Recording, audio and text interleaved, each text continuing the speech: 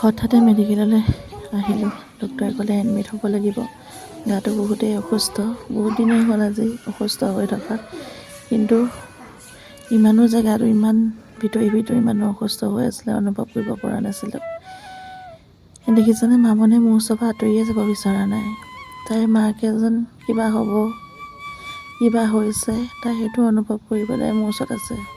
দেখিছেনে, অকণো আঁতৰি যাবলৈ তাই মন নাই কৰা। মাহঁতৰ লগত পঠিয়াবলৈ চেষ্টা কৰিছিলোঁ, কিন্তু তাই নগ'ল।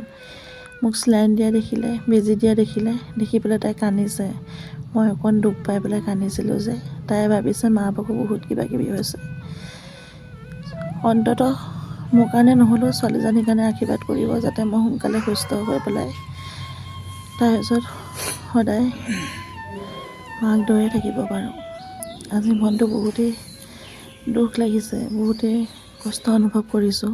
ইমান গাটো ভিতৰি দুৰ্বল হৈ আছিলে, কিন্তু কাৰো আগতো প্ৰকাশ কৰা নাছিলোঁ, কাকো দেখাবলৈও চেষ্টা কৰা নাছিলোঁ। আজি মেডিকেলৰ ডক্টৰৰ ওচৰত আহিলোঁ। ডক্টৰে এডমিট হ'বলৈ ক'লে।